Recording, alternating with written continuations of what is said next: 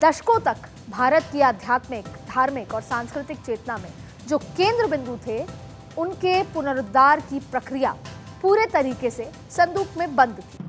पहले इनकी चर्चा तक करना गुनाह था। क्या होता था, दादी जी घर में जो हमारी बुजुर्ग होते थे वो कहते थे कि पूजा पाठ करोगे तो सही रास्ता दिखेगा।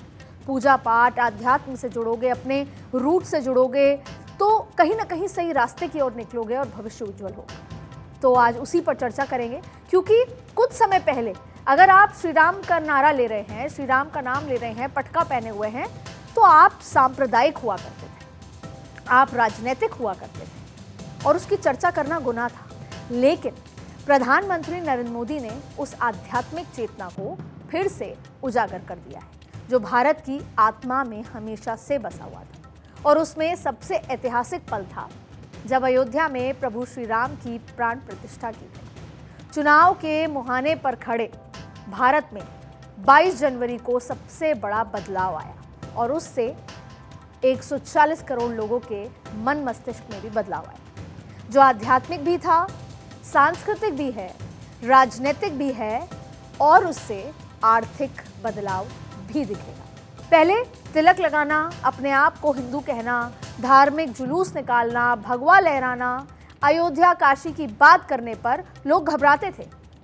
सिर्फ यही नहीं, लोगों को घूमने का जो डेस्टिनेशन हुआ करता था वो गोवा हुआ करता था, न्यूयॉर्क हुआ करता था, बैंकॉक हुआ करता था। लेकिन मोदी की आध्यात्मिक क्रांति ने सब कुछ बदल कर रख दिया। आज हिंदू राष्ट्र की परिकल्पना की जा रही है। लोग काशी, उज्जैन, अयोध्या में अपने प्रभु के दर्शन के लिए जा रहे हैं, उस तरफ रुख कर रहे हैं। होता क्या था, छुट्टियां हैं, आप अपने आसपास के जीवन में, आप खुद कहेंगे आपके जीवन में हुआ, आपके पड़ोसी के, आपके दोस्त के जीवन में हुआ कि छुट्टियां हुई हैं, करना क्या है। तो ठीक है, अगर देश में जाना है तो गोवा चलते हैं, विदेश में जाना है तो फिर पेरिस या फिर थाईलैंड या फिर इटली, या जिस हिसाब से। लेकिन अब क्या होता है कि छुट्टियां हुई हैं, उज्जैन चलते हैं। अब आप उज्जैन जाएंगे तो आप कैसा महसूस करेंगे, आप क्या क्या करेंगे? तो आप उस कॉरिडोर में जाएंगे महाकाल के। आप अगर काशी जाएंगे तो वहाँ क्या करेंगे, उन बेहतर सुविधाओं के साथ। तो अब लोग अपने ही भारत में ऐसी जगह जाना चाहते हैं और शायद यही आध्यात्मिक चेतना है। अब देखिए, अयोध्या तो देश के सबसे बड़े पर्यटन केंद्र के रूप में उभर रहा है।